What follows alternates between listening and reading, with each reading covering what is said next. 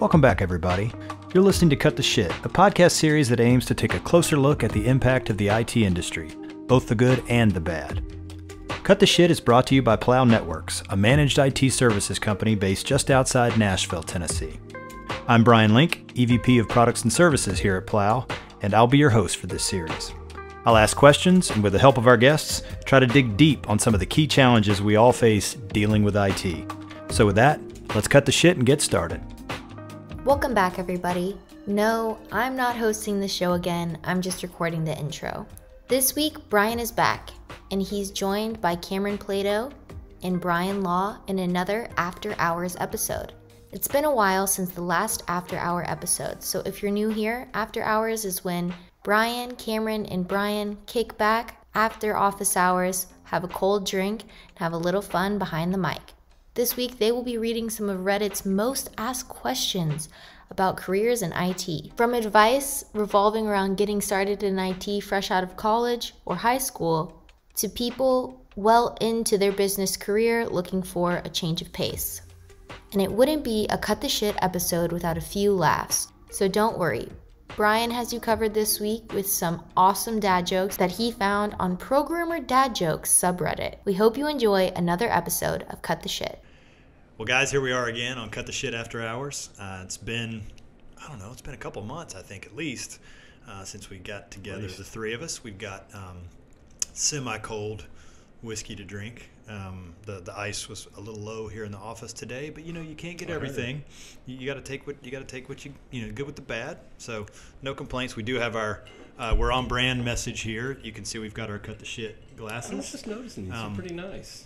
Which, if anybody's ever lucky enough to be a guest on Cut the Shit, you'll get some Cut the Shit maybe glasses. What you get. If you it depends. It's you can't be discretion. a horrible guest. If you're a bad guest, you might get nothing. Right. But you might not get shit. So far, for those of you who have been a guest and not gotten shit, now you know why. You know if you were good or not. Exactly. You sucked. But our crack producer Emily and I were talking about ideas for this, and I had zero.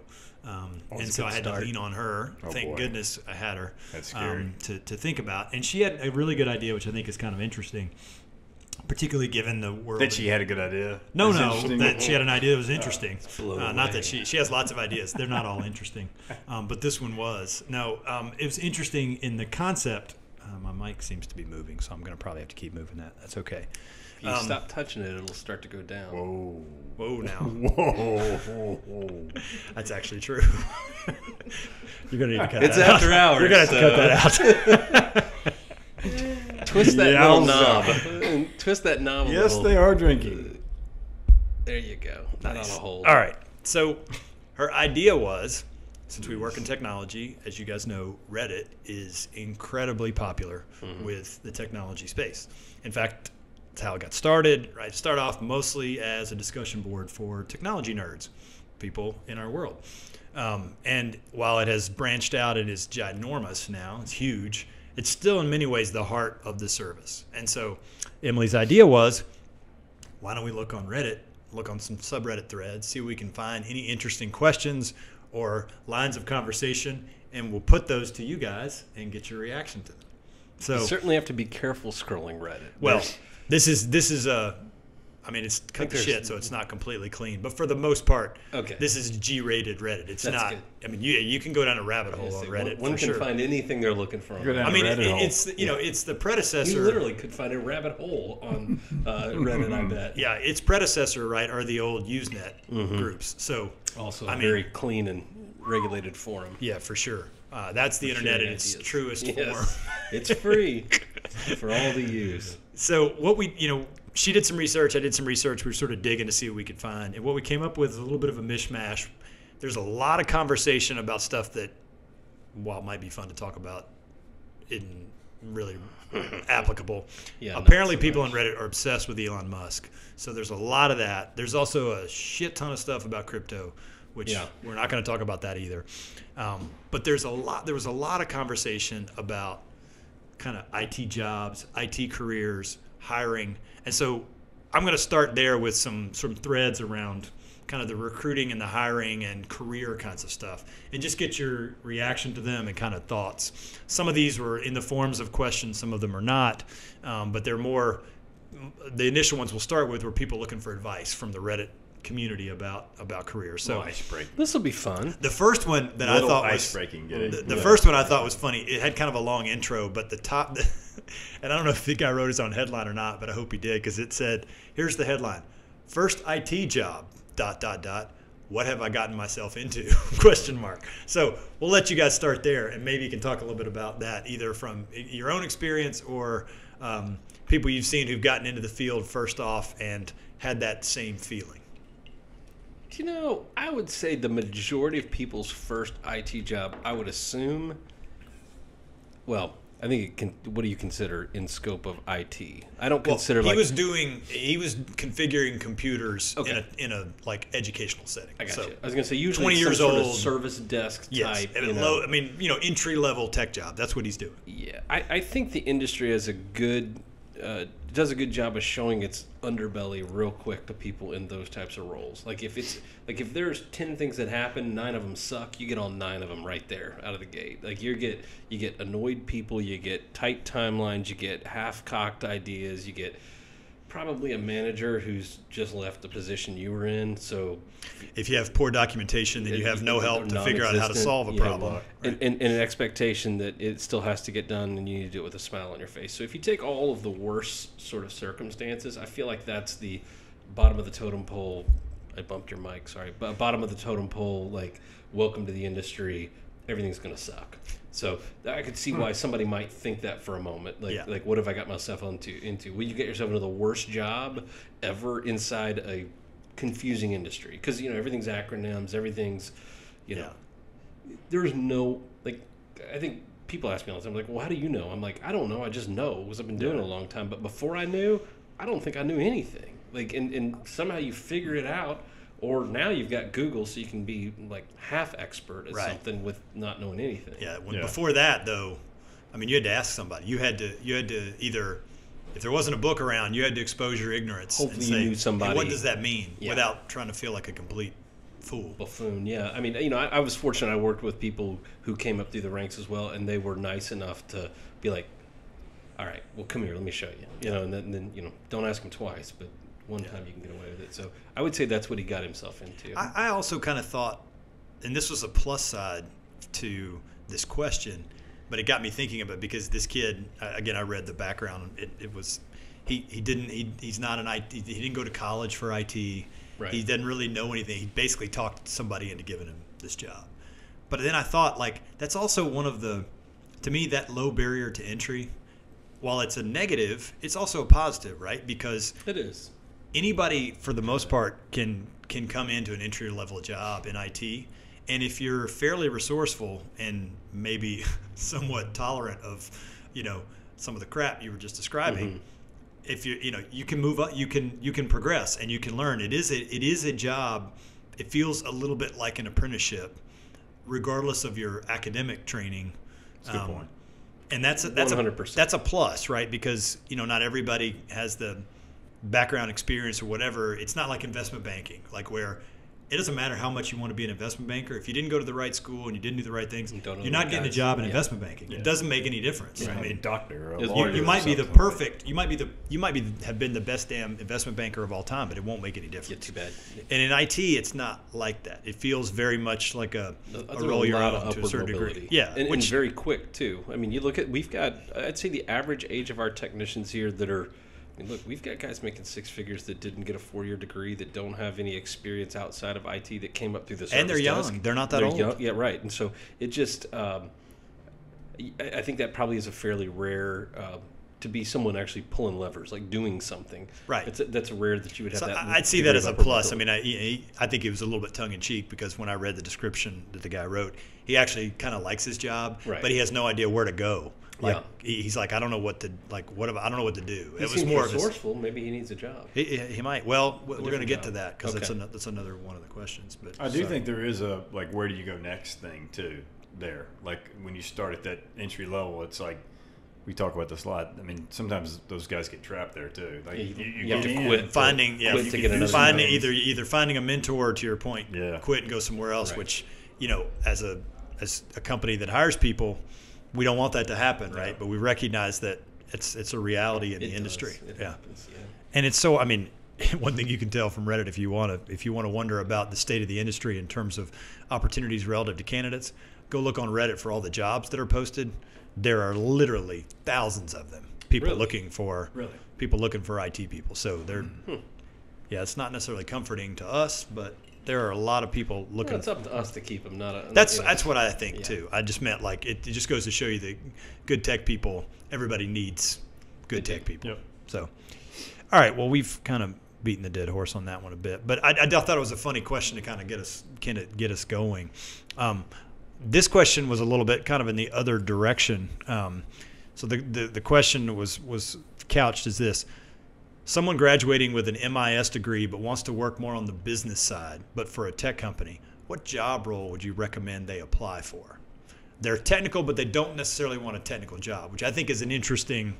I would argue pay your dues, get to the bottom of the totem pole, and figure it out. That was what I was thinking too. Is you're probably going to have to do a technical job and learn that first, and then work your way into. There's nothing more that I love, and I mean that sarcastically, than somebody's like, "Well, I went to school for this. I don't know anything about it, but therefore I feel like I need to go ahead and jump rank and finish and do all this kind of stuff.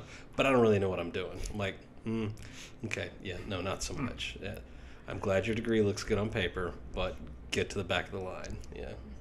Yeah, I mean, if you look around here, I mean, I'm not going to say Cloud Networks is like every other company, but I mean, this is not a place that cares much about credentials, right? I mean, because you can perform, you can deliver, right? Yeah. I mean, if you write scripts, if you do code, if you deliver services, right? If you can do configurations, it's very tangible whether you can do the job or not, right? And so credentials really don't make any difference. So what this cat, what's he have?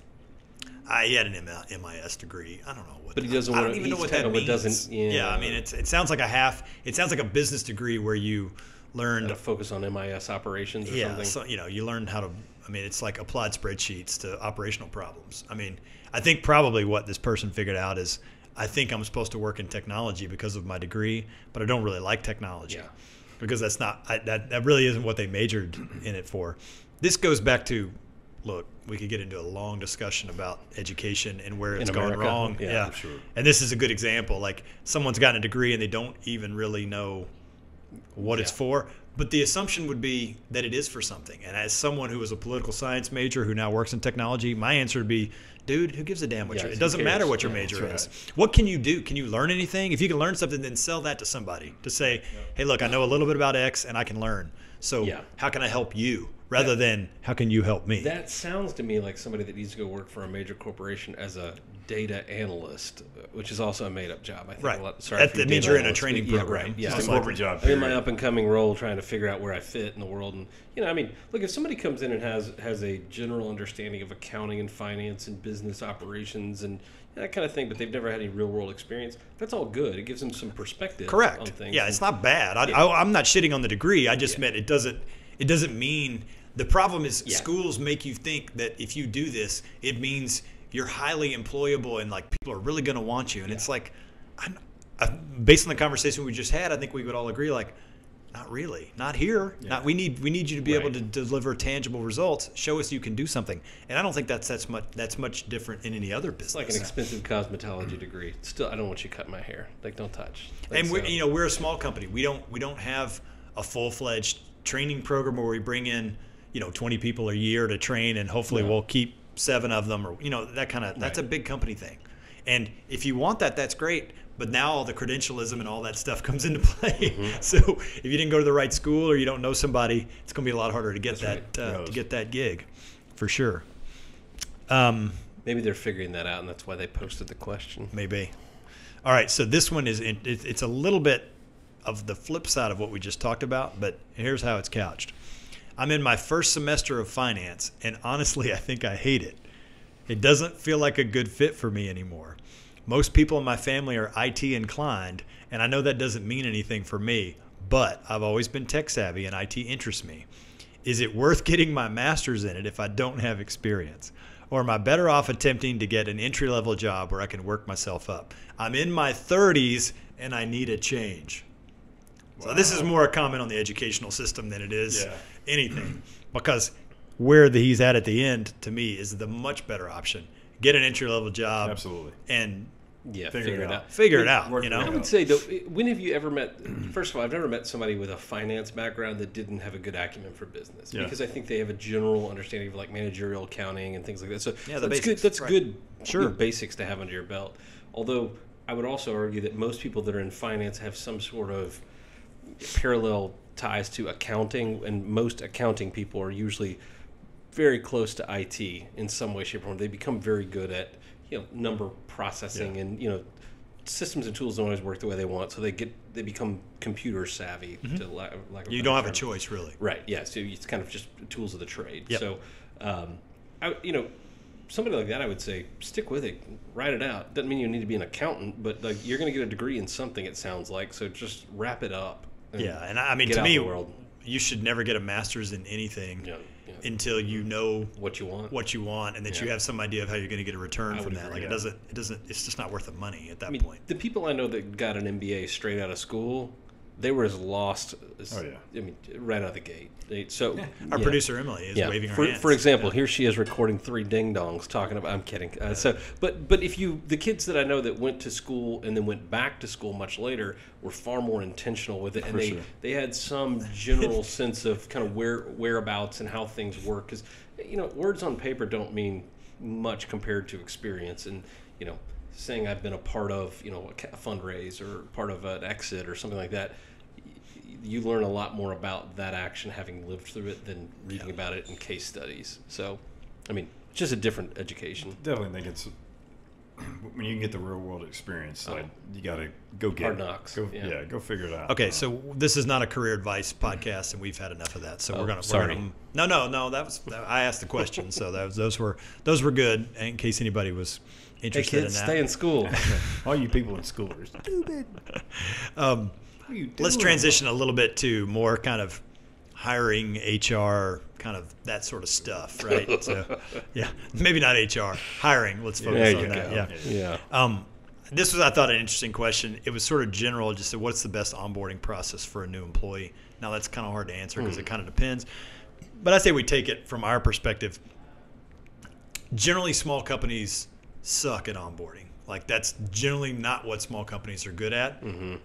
I would argue we're probably not the best at it here at Plow, but we're not the worst either. Yeah. But like, how do you guys think about that in terms of onboarding a new employee? Let's go generic, like anybody that joined the company, whether they came in a marketing role or a help desk role, and then we can maybe talk some specifically about the technology side. I would just say that I think that it depends on the department. Well, I just said. Let me throw one out, and then you piggyback on that if you can. So I think that the what I would say, basic communication and paperwork and what to expect next, all that sort of stuff is best handled by some sort of digital automation platform. We used to use a platform here called Bamboo HR, which I'm a huge fan of. I think it does a great job of doing, if this then workflow, like you're in this department, you need to fill out this paperwork. You choose in 401k, here's all the stuff you need to fill out. Here you can't do it for 90 days. All that stuff is automated. That way there is no touch and there's no difference in experience. All that stuff that has to happen gets handled. Now, that doesn't accomplish anything in terms of making them functional or operationally proficient day one. So I'd say from the HR standpoint, paperwork-wise, invest in an automation platform, populate it, get it down right, and make it automatic. Sure. Everything from the application process to the direct deposit of your fresh paycheck. Get all that done where they don't. It's just automatic. Yeah, you don't want anybody to have any concerns about that. You want that to be clean. You really want the associate or the employee to do the data entry on their own and do their own self-validation because it gets you out of the fat finger game and all that kind of mess. For sure. Now that said, day one, I'm a big believer, a big fan of having a cohort, like an assigned buddy, if you will, and say like, hey, this is, Bryan, he's your buddy for the next couple of weeks. If you've got any questions, go to him first because he's in your department. He's going to know, the ups and downs and wheres and ins and outs and that sort of stuff. That and good documentation, like an intranet portal. You can have it. People might not look at it, but it's always nice to be able to say, hey, I'll tell you about it, but go check this out too if you need some more information. So as much as you can document systems and processes and procedures and what tools do what, and the job role, being clear about that, I think all that is of critical importance. I don't know that we're perfect at it. We were better at one point than we are now because we did some rip and replaces some tools and that kind of thing. But to the extent that I think maybe you back into it and say, you got it right when you don't have to talk to somebody about it, and they can be like, oh, I know what is expected of me. I know how I'm going to be measured. I know what I'm supposed to do, and I know what tools I've got. I've got access to them. Yeah. Day 1, not day 5, not day 7. Like, we've got customers where part of the onboarding process is they get their login like a week later. Obviously, we sell a solution that will take that in a matter of seconds. In case anybody has that issue. If you have their that issue. equipment a week later. Right, yeah. But I think that kind of stuff is demoralizing is an exaggerative term here, but it's frustrating. It kind of shows you, hey, welcome to the party. You can't really party with us for a week. Let's face it, no one is more excited about going to work than they are on day 1. Yeah. And it sets a tone. It's all of us, right? Yeah. It's a new start, all that stuff, and then you get there and you can't do anything. Fizzle. Or you're like having to learn by looking at someone else's stuff. It feels it's a little bit embarrassing. Sit here and watch me work for a day. And it's embarrassing that for you sucks. as the new employee, even though it has nothing to do with you. It's actually not your fault at all. You just feel like you didn't do anything. Yeah. Yeah, I think it sets a bad I think tone. having whoever the manager is, having a one-on-one like right away, even if all you're talking about is what to expect, is important, and getting that cadence going, because it gives that new employee a connection, and they, again, assuming your culture's worth a damn, then they get a feel for it right out of the gate, like how that one-on-one is framed. What are the expectations around that process? For sure. In the end of the first day, end of the first week, end of the first 2 weeks, pretty quick. Check in. How's it going? Correct. What are we doing here? Yeah, and you just say this. I meet with my people once a week. Blah blah blah. Here's how we do it. Even if all it is to talk about the one-on-one. Right. That's fine too. Then someone knows I got a connection with him or her. I got a partner who's helping me. Hopefully they have a machine to do some work with if they need a machine. And you're kind of off to the races, right? If you look at what we did here with the whole Rock Habits thing with what's Bailey's company's name? I was giving a little shout out to them. They did a great job. I know all their names. I just can't remember the company name. Oh my God. We'll come back and maybe put that in the comments on the notes. But great guys, great implementers of Rock Habits. But that's really Petra Coaching. Sorry about that, guys. But anyway, the people behind are phenomenal, and they've already sent an email complaining. Oh, good, yeah. What they teach is phenomenal, and I think that the one-on-ones that take place as part of that, and the structure and habits that are a part of that, are a big part of how our culture kind of matured here, and how people feel good about, kind of landing and getting to work pretty quick. So, all right, so I have to interrupt because the other thing I got from Reddit is there are lots of jokes on Reddit. Lots of jokes. And there's a whole thread called Programmer Dad Jokes, and they are hilariously terrible. So can we rate them? Well, you can feel free to, because I pulled 3 or 4 out, and I'm just going to sprinkle them in. But we're gonna start with one right now. And I figured, given our since the 3 of us grew up on rap music, I figured this would be a good one to start with. So, which rapper knows the most about domains?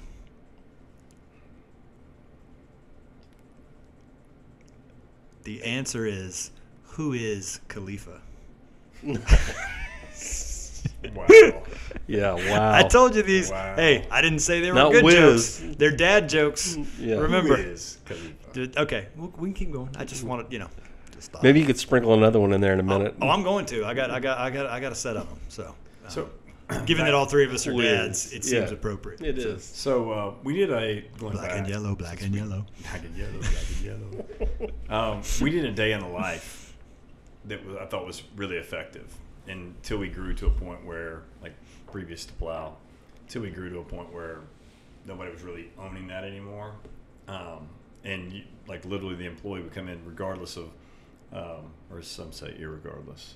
In Tennessee, In our Tennessee, vernacular teaches us incorrectly. irregardless. Irregardless. Yeah. Which is Irregardless. not right. I could care less. So no matter what department you came in, you spent time in each that day one, right? So you understood whether it was sales or sales operations or service delivery or customer care, and then over the course of I think like a couple of months, you would actually go spend a full day with each of those organizations, so you have a better understanding of like what you do that pulls levers that affects the rest of the organization. I like that. I mean, Yeah. I still think anybody in the IT services industry should spend a day in the seat of a service desk analyst. Like, Totally. take It's the like- calls, It's deal like being a with it. server, man. Yeah. Everybody should have to be a server. At some point in their at life, least wait once. tables, yeah. Yeah, or if you Deal work with in a retail business, right, you should go work on the front line Yeah, just so you absolutely see should. what you need to know what that is, Yeah. right? It's like tire discounters. See, I'm all about shout outs today. If you've never, pardon me, I've screwed it up though. It's Discount Tire. Yeah. Discount You're Tires, screwing up. a phenomenal You're a organization. great Plug. brand spokesman. Yes. Well, you'll just need to mute that out. But Discount Tire is a phenomenally run organization, phenomenally well-run organization. And if you want to run one of their stores or anything else, you got to start working on the floor, mounting tires, and that's the only way you can work your way up. You have to know what that's interesting. like. Yeah. So, I spent 2 months working in a store at AF. did you really? Yes. Yeah. Yes, I did. Yep. I think it's important. Getting with it. Yeah, man. You know Process along where the the rubber way. hits the road, literally. I won a bunch of people were like, this guy's not messing around. That's Just cool. because I was willing I to like do it. it. Yeah. It was- Another plug. AF. Yeah. Wasn't easy to. wasn't Well-run easy. organization. All right. Plug Let's one more joke because they're just so good. Yeah, that first one was really good. Why do Windows programmers wear glasses? I don't know. So they can see sharp. Brian Oh doesn't even my understand that. God. That's what's so good about it. I have no idea what that even means. All right. Because Just there is no C flat. so That's a I bad mentioned joke, I too, mentioned but- earlier that there were a lot of job openings on Reddit. There was a question that someone asked on one of the subs about this. Has anyone had luck landing a job from this particular subreddit? And this was a sysadmin jobs subreddit. There were 40 entries, 30 or 40 entries. Now they weren't all unique because there's some back and forth, but and it was fairly recent. So the point being is the successful people are finding jobs. People are posting jobs and finding jobs on Reddit. So, we tend to think Indeed, LinkedIn, whatever, wherever you go to find, online job postings. I didn't even, that thought didn't even cross my mind. Now, it's sysadmin, so that's a fairly, specific area, right? But I mean, it just to gives the you an point. idea of, finding talent is a tricky, one of the things we talk about all the time is how difficult it is. Yeah. Absolutely. And I use the word talent loosely because we don't even necessarily, part of the problem is we don't even really know how to say what's talent until somebody comes to work for you. And after the fact, you can say he or she is talented. But knowing prospectively that is very, very difficult, right? The only way you really know if anybody's any good is when they work for you, which is part of the problem. But I just found that interesting. I was curious what y'all's, did that... Well, you're in their domain, right? You're in their area of expertise, or it's a forum or a resource that they use. So you're kind of going straight to the. Yeah, and it's fishing where the fish are, right? Yeah. In a lot of ways. Just wouldn't have thought of it. Yeah, I didn't think of it either. I just thought it was interesting more than Now anything else. we've thought of it, and all y'all listeners can think of it too. Yeah. So if you're looking for a sysadmin, apparently the sysadmin jobs subreddit, good place to look. They go on vacation, they get sick, and managed service providers don't. So just know your sysadmin roles could be handled through a service contract through Plow Networks. All right, another joke. This one's for Brian. What does IAM stand for? Identity. Access management. No. Hopefully someone can help me because I am not sure. Wow. I thought I was good there. Yeah, you did I was good. like, you know did what? very. I was impressed. He was so excited. He's like, I got one. impressed. I know this one. Yeah. I know this one. Yes. That is so bad. Yeah, it's terrible. I am not sure. There were a bunch of different threads on Reddit about remote work. Yeah. Obviously, it's a highly contested topic these big days. topic. There was, working from home. There was a bunch of stuff on there. Apparently, Malcolm Gladwell said something derogatory about Yeah. working from home, even though and the people jumped all over him because they were saying he's a hypocrite because he doesn't work. He doesn't go to the office. every day. Yeah. His argument, I think, would probably be, I'm not talking about the work I do. Yeah, I'm talking yeah. about the generic office work, whatever. I don't want to get into that. I don't even really care. It was more that's I think we all know remote work and working from home is a huge topic right now. But there was a link to an article on here that I thought was interesting, and the article was in Fortune, and it was about towns that are paying people bonuses to move there as a remote worker. Yeah, I've seen this. Yeah, and so these were, I mean, and they weren't, you know, I thought, are these cities that like no one, you know, they're basically nuclear waste sites, you know, like Springfield, Missouri. It's like, yeah, I didn't know what we were talking about. Through Springfield, Missouri. Okay with cancer? No, I was Move thinking to Springfield, Missouri. I was thinking of The Simpsons. What town? It's Emily Springfield. was born in Springfield, Missouri. I didn't mean Missouri. I was thinking Springfield. Springfield, Missouri's trash. Sorry, I was going to say it. Wow. That's Springfield, Illinois, though. Springfield, Illinois. Oh, Okay, there you wherever. That's Where, The Simpsons. yeah, because they work, you know, Homer works at the nuclear plant, you know. Smithers. But the towns in this list are actually not. I remember seeing one. And I mean, like you're talking Iowa about. or something, There's a couple in West Virginia, like Morgantown. Morgantown's and Lewisburg. the one I was Morgantown's a thinking big of. college town, right? Right. Greater Rochester, New York. Like Interesting. Rochester used to be a huge That corporate place- that town. place sucks. Now I wouldn't want to live in Rochester. It's freezing there, but That's a like little cold. Noblesville, Indiana. That's a suburb of Indianapolis. That's not a bad place. Montpelier, Vermont. That's a beautiful little The town. capital of Vermont, also. You know, these are the. Yeah. You know, these are now there are a couple of these. Mattoon, Illinois. Never heard of that Not one. so sure. Harmony, Minnesota. I'm thinking the name is a bit of a joke, but maybe not. Newton, Iowa. Sounds like a place where half the guys we played baseball with came from. You know, it's the washing machine capital of the world. So there you go. Anyway, I just mentioned that, and you might think, oh, they're paying incentives. We're talking $1,500, but 10 to 15 grand for some of these. Yeah. So you know, they're taking a play. You know, there's countries where you can get citizenship if you invest a certain money in a business or whatever, you know, that kind of thing. Golden passport. It's kind of a play on that, right? Where they're like, hey, move to our town, buy a mortgage, you know, buy a house of over a certain amount, and we'll give you cash against that. I just found that interesting because what do y'all think about that? Well, look, I'm guessing that a lot. Listen, we live in Nashville, and there's no shortage of drinking establishments and, you know, party huts. If you drive through Nashville Monday through Friday, 8 a.m. to 5 p.m., the number of people under the age of 40 working from home at these establishments is really high. I mean, there's a lot of people that are putting in time, actually not really working. So, I mean, I'm sure that those $15K they pump into that economy goes straight into social, they get it right back. Yeah, social. Let me get that out there.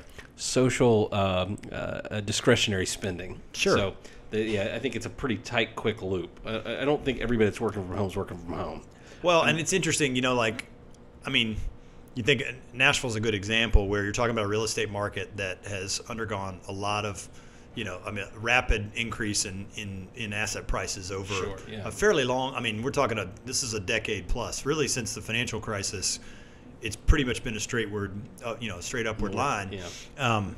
And so you wonder, there's a lot of talk about people arbitraging, moving to lower cost places, that kind of thing. I don't know how much of that is actually going on. I mean, I think it may depend.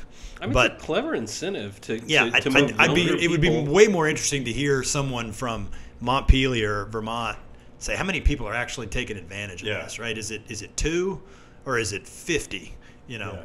I mean, to me, that's a big difference. It'd be cool to see some numbers on that. And so I guess we'll see. But, I mean, it's just an interesting idea because one of the things that I've talked to our guys about in terms of recruiting, it's hard to recruit people anywhere, particularly in Nashville, right? There's some unique pressures for IT people in Nashville that maybe don't exist everywhere. They exist other places. I'm not saying compensatory elements are demanding. Well, that's what I mean. So, both from a cost of living standpoint and the fact that there are some large players in the space here who are, you know, potentially driving up costs, saturating the numbers. But recruiting remotely, I mean, outside of getting on the subreddit thread to recruit a sysadmin, like, isn't the easiest thing in the world. That's tough. You know, and I don't know, we're doing meetings online, we're doing stuff remotely. Well, look, hiring people remotely is not something most of us have done, right? We haven't been that comfortable with it. Yeah, we hired people during COVID that we never met in person. And Alex is one of them. As Alex, a great example. Yep. You know, he lives in Arkansas, and he's doing fantastic. Yeah. Like, he's a great hire. You would never know he was not part of this team. Nope. You know, there's no difference in where he's at versus being here physically. And so, I mean, locally is part of this. Correct. Yeah, but he's very much a part of the team. You would never know that he wasn't physically here. Yeah. So, you know, that I think that's just proof positive. There are some jobs that I think that and go back to the daily huddles, check-ins, that kind of thing, that keep him very much in tune with everybody. And I think some of it, we have to be honest with ourselves. Some of it is we're used to doing things face to face, and I say we're of a similar age cohort, right? That once you get used to doing something a certain way, it's uncomfortable to do it a different way. Even though you can, I don't know about you, but I'm perfectly fine saying the face to face hiring I've done over the years. It's not like I batted 1,000. Right. No, yeah. I've hired plenty of people where we did all the face-to-face shit, and they were a big fat fail. Yeah. Right. And so it's not like I agree. It's not like that process always worked, and so the remote, this isn't a data-driven thing as much as it is, I think, a feel. I meant more identifying candidates, like because you find them to begin with. Correct, because you use networks and other things, and those tend to be still geographic. They're not completely geographic, but they're not very true though. They're a lot. They're highly geographic because those are your social networks very often. Well, if you've got good check-ins, you've got good onboarding. Back to that, I mean, you can do it successfully. You can make a remote hire. Now finding them, I agree, that's tough. All right, Here, got another one. I got the last joke because it's so good. It's so good that it's. I love how you get so tickled. Let's say what's really, so funny. This is what makes me. I mean, I'm getting a great. You can't I'm really see it, enjoying this. It was funny to him before he even got it out. He started reading it and as laughed. my family would tell you, I laugh more at my own jokes than anybody else does. You just did there. That was good. It's not out of character at all. Why did the French art dealer change careers to become an AWS reseller? God only knows. To make all that Claude Monet. God, that's horrible. It's so stupid. The fact you found that and even earmarked it to share. Oh, it's so and funny. Laughed at it before he could get it out of his mouth. So terribly awesome. That's like one of the greatest dad jokes of all time. For those that don't know, you don't make any money selling AWS. So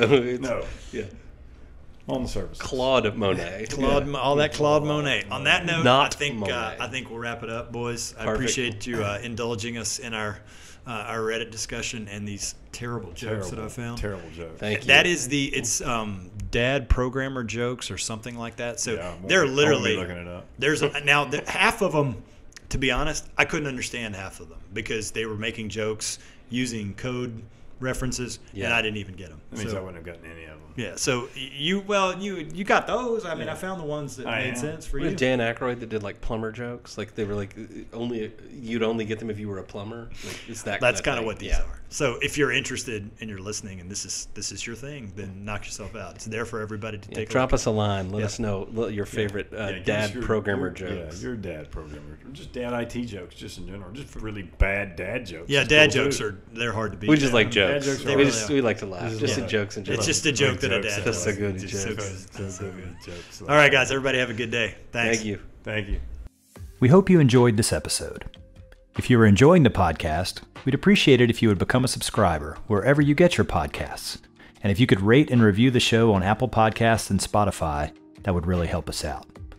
Or you can just go old school and tell your friends, your family, your colleagues, and hell, anybody else who you think might want to hear something like this to listen in.